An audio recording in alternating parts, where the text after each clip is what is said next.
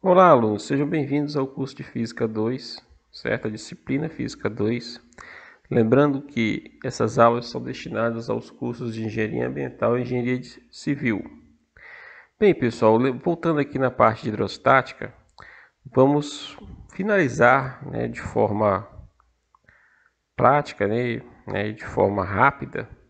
Não vou entrar em muitos detalhes, mas vamos finalizar a questão do balanço hidrostático, Fizemos uma aproximação, uma abordagem, em vídeos anteriores do balanço hidrostático, só que foi uma abordagem, digamos assim, menos informal, digamos assim, informal, vamos dizer assim, informal.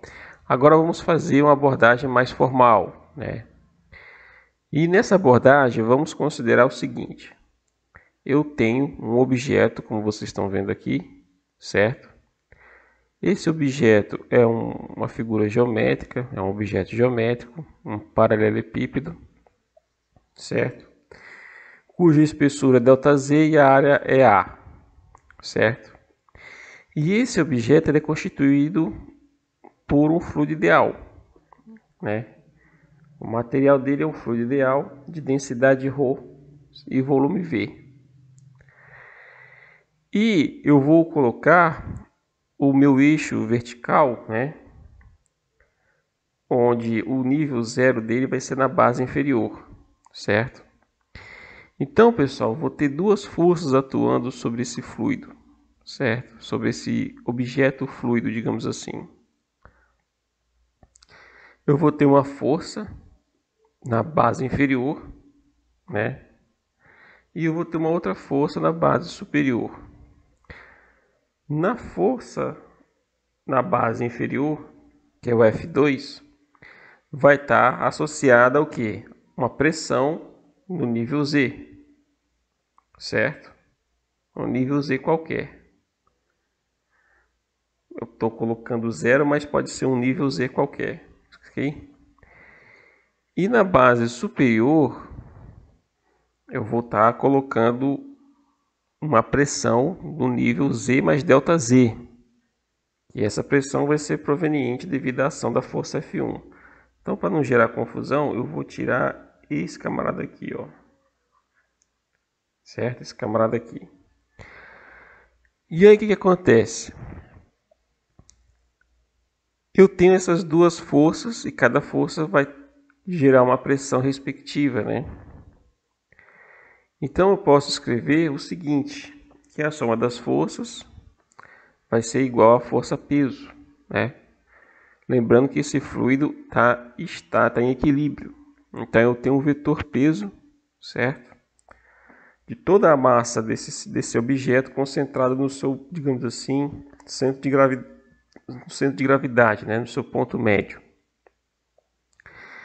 Mas, em termos de componentes, como é que a gente pode escrever a força F1? Lembrando que a definição de pressão é o que? É força dividido por área. Então, se eu quero reescrever a força, basta eu multiplicar a pressão pela área. Então, a força F1 ela aponta no sentido contrário à orientação positiva do eixo vertical. Então, vai ser menos P. Repare que isso aqui não é uma multiplicação. Estou dizendo que eu tenho uma pressão no nível Z mais ΔZ, certo? Multiplicado pela área. E a força F2 vai ser uma pressão no nível Z, multiplicado pela área, certo? E a força peso, não confunda o peso com a pressão, o peso é o P maiúsculo e a pressão é o P minúsculo. A força, o vetor força, está no sentido contrário à orientação positiva do eixo vertical. Então vai ser menos mg, certo? Então, pessoal, perceba o seguinte. O que eu vou fazer aqui agora? Eu vou somar, vou pegar aquela equação ali vetorial e vou transformar em componentes. Então aqui eu vou ter o que? Aqui embaixo eu vou ter menos P Z mais ΔZ, ou seja, a pressão do nível mais alto multiplicado pela área, mais a pressão do nível mais baixo multiplicado pela área, menos a massa vezes a gravidade. Só que a gente sabe o que? Que a massa é igual a densidade vezes o volume, certo? Porém, o volume é quem? É a área que multiplica a altitude. Quer dizer, na verdade não seria altitude, seria uma espessura ΔZ. Ou profundidade, no caso aqui seria uma espessura ΔZ. E aí eu posso reescrever agora a equação, a igualdade em cima, substituindo a massa por esse termo ρ ΔZ vezes a área. Então aí eu vou ter o seguinte, ó, a área vai ser P de Z menos a área P de Z mais ΔZ igual a menos ρ ΔZ vezes a área.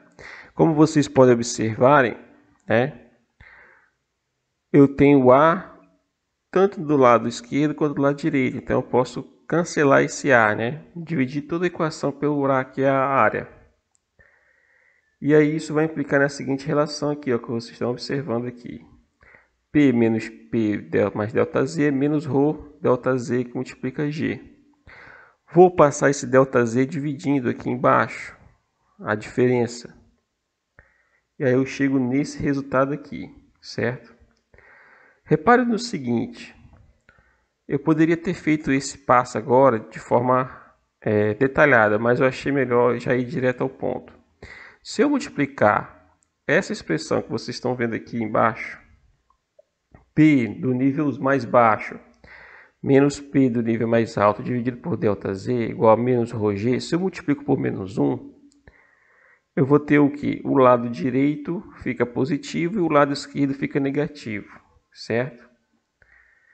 E aplicando o limite, quando o ΔZ tende a zero, eu teria uma derivada da pressão em relação a essa espessura, esse parâmetro vertical. E aí o lado direito ficaria o quê? Ρ vezes G, né? Ficaria positivo, mas aí teria um negativo na frente. Então, eu multiplicaria novamente por menos 1 para poder me livrar daquele sinal negativo do lado esquerdo e aí voltaria a ter um negativo do lado direito. Então eu omiti essa parte e já fui direto ao ponto, né? Em que, tomando o limite, quando o ΔZ tende a zero, você chega nesse resultado aqui, ó. Então, tomando o limite, quando o ΔZ tende a zero, aquele ΔP sobre ΔZ vai ficar aqui, menos ρ, que multiplica a gravidade. Isso aqui, pessoal, é o balanço hidrostático aplicado à atmosfera, certo? No caso de oceano, o que é diferente? No oceano fica positivo, não tem o sinal negativo. Oceano, né, mares, lagos, enfim, certo? Reservatórios grandes, né, barragens, enfim. Corpos aquáticos em que o fluido encontra-se em equilíbrio. A diferença é que o sinal vai ficar positivo em vez de ser negativo, certo? Ou seja, o que essa expressão está mostrando para vocês? No caso aqui, se a gente levar em consideração a atmosfera terrestre, que é o que mostra aqui, isso mostra que à medida que eu vou aumentando em relação à altitude, que é o Z,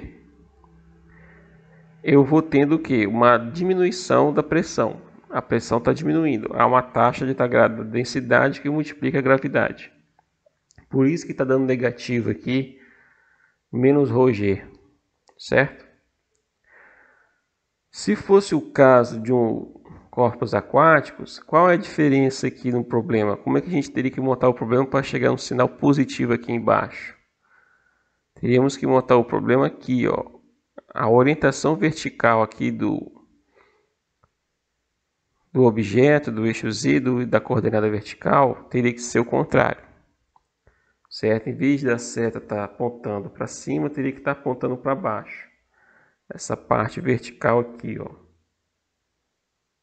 certo? Essa parte vertical aqui teria que estar apontando para baixo, certo? Aí fazendo isso, os sinais inverteriam. E aí a gente chegaria para o K, o mesmo resultado, quer dizer, o mesmo resultado entre aspas, né? Chegaria à mesma estrutura, só que aqui embaixo o sinal seria positivo, ok?